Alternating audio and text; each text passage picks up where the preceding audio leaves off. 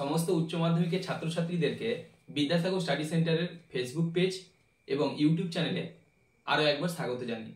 আমি তোমাদেরকে কথা দিয়েছিলাম উচ্চ মাধ্যমিকের এবিটি এর টেস্ট পেপার কমপ্লিট করে দেব। সেই মতো আজকে আমি হাজির হয়েছি উচ্চ মাধ্যমিকের এই এবিটি এর টেস্ট পেপারটি সমাধান করব বলে।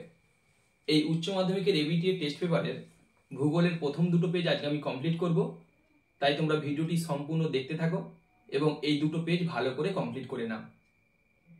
আমাদের আজকের উচ্চ মাধ্যমিক টেস্ট পেপার এবিটি এর টেস্ট পেপারের ভূগোলের প্রথম পেজ হলো AC 27। তার একের দাগে ছিল প্রতিটি প্রশ্নের বিকল্প উত্তরগুলির মধ্যে থেকে সঠিক উত্তরটি বেছে প্রদত্ত মূল উত্তরপত্রে লেখো।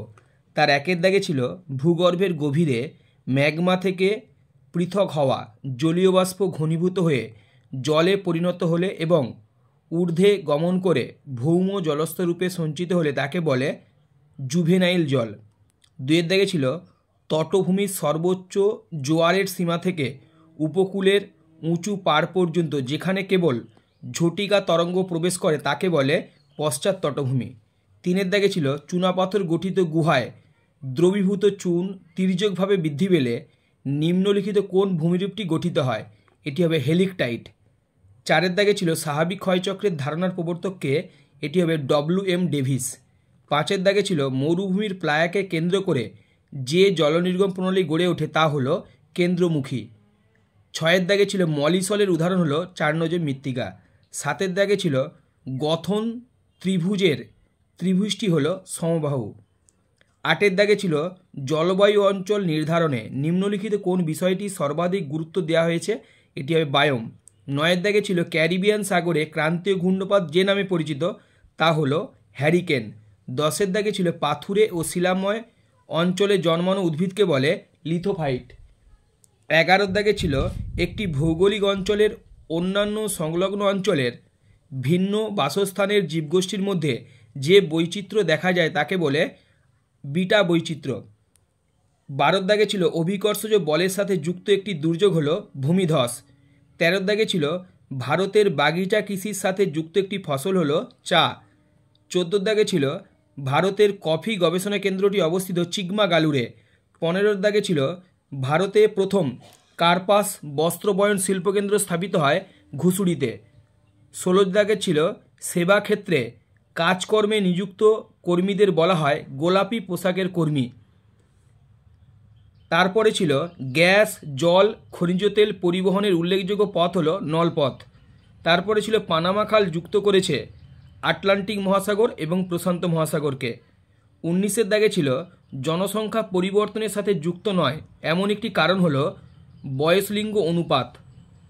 20 দাগে ছিল 3 দিক থেকে আসা রাস্তা যদি স্থূলকোণে মেশে তাহলে ওই রাস্তা বরাবর গড়ে ওঠা বসতির আকৃতি হয়, এটি হবে টি আকৃতির। এরপরে ছিল অর্থনৈতিক উন্নয়নের জনক বলা হয় আর্থার লিউইস, অর্থাৎ বি এর অপশানটি হবে।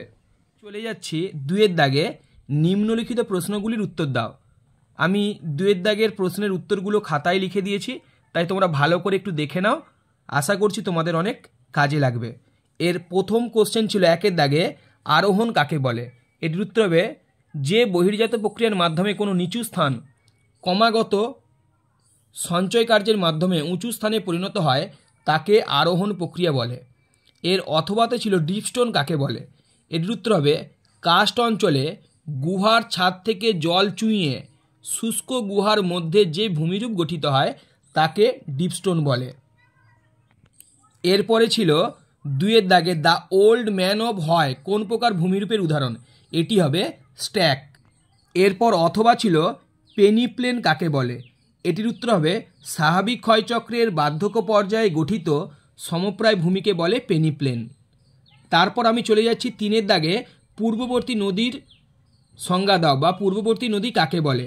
এটির উত্তর হবে ভূমির উত্থানের সঙ্গে সামঞ্জস্য ঘটিয়ে নিম্নক্ষয়ের মাধ্যমে যেসব নদী তার পূর্বেকার প্রবাহপথ বজায় রাখে তাকে পূর্ববর্তী নদী বলে।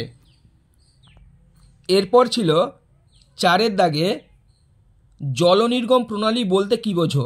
এটির উত্তর হবে কোনো নদী গোষ্ঠীর মূল নদী, উপনদী শাখা নদী মিলিতভাবে যে জ্যামিতিক নকশা সৃষ্টি করে তাকে জলনির্গম প্রণালী বলে।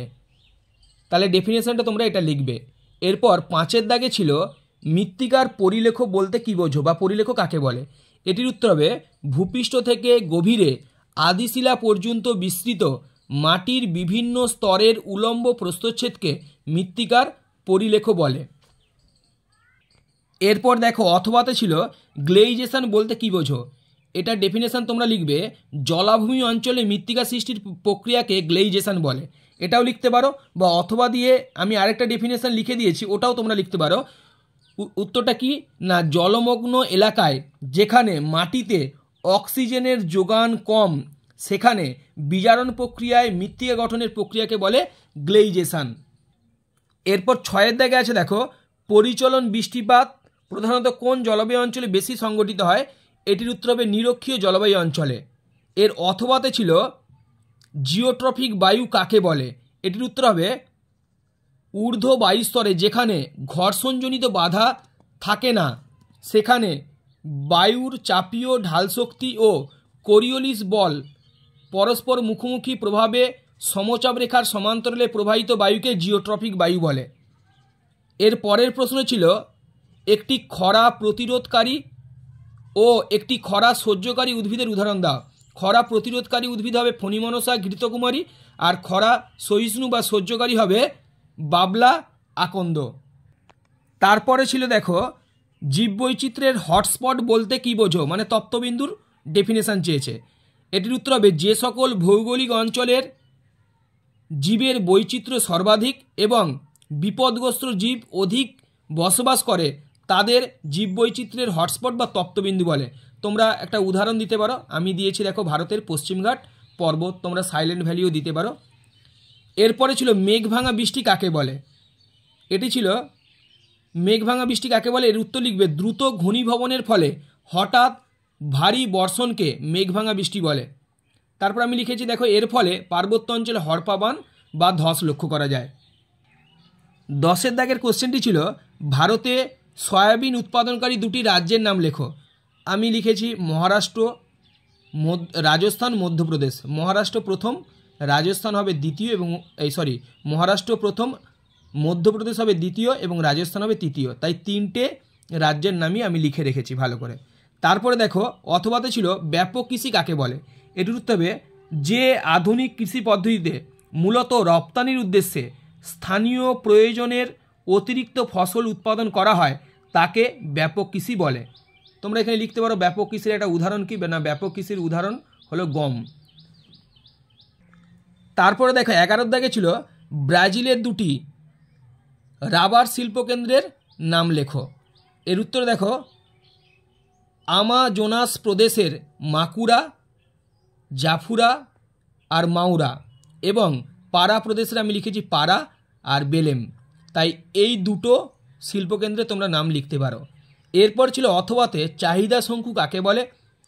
এর উত্তর হবে অগাস্ট লসের মুনাফা সর্বাধিকরণ তত্ত্বের চাহিদা রেখা ও বৃত্তাকার বাজারের পরিসীমা মিলিতভাবে যে শঙ্কু গঠন করে তাকে চাহিদা শঙ্কু বলে। এরপর দেখো 12 দাগে ছিল দক্ষিণ ভারতের ম্যানচেস্টার কাকে বলে। এটির উত্তর হবে কোয়েম্বাটুর। ছিল পরামর্শদাতা বলতে কী বোঝো। এর উত্তর লিখবে তোমরা অর্থনীতির 5ম স্তরের সঙ্গে নিযুক্ত ব্যক্তিরা যারা বিভিন্ন কাজে বিভিন্ন ব্যক্তিদের পরামর্শ দিয়ে থাকেন তাদের পরামর্শদাতা বলে। তারপরে ছিল দেখো পরিব্রাজন বলতে কী বোঝো। এটির উত্তর লিখবে কোনো জায়গায় স্থায়ী বা অস্থায়ীভাবে বসবাসের উদ্দেশ্যে মানুষের এক স্থান থেকে অন্য স্থানে বিচরণের প্রক্রিয়াকে পরিব্রাজন বলে। এর অথবাতে ছিল মেগা সিটি বলতে কী বোঝো বা মেগা সিটি কাকে বলে। এটির উত্তর হবে কোনো শহরের জনসংখ্যা যখন 50 লক্ষ বা তার বেশি হয় তখন তাকে লিখবে মেগা সিটি। ছিল ক্ষুদ্র অঞ্চলের সংজ্ঞা দাও। এটির উত্তর হবে অপেক্ষাকৃত ক্ষুদ্র অঞ্চল জুড়ে স্থানীয় স্তরে পরিকল্পনা গ্রহণ করে যে অঞ্চল গড়ে তোলা হয় তাকে ক্ষুদ্র পরিকল্পনা অঞ্চল বলে। একটা উদাহরণ তোমরা দিতে পারো, আমি উদাহরণ দিয়েছি তোমরা দেখে নাও, হলদিয়া শিল্পাঞ্চল। এবং এই পেজের শেষ প্রশ্নটি ছিল ভারতের সিলিকন ভ্যালি কোন রাজ্যে অবস্থিত। এটির উত্তর হবে কর্ণাটক। যদি বলতো ভারতের সিলিকন ভ্যালি কাকে বলা হয়, তখন তোমরা বেঙ্গালুরু লিখতে।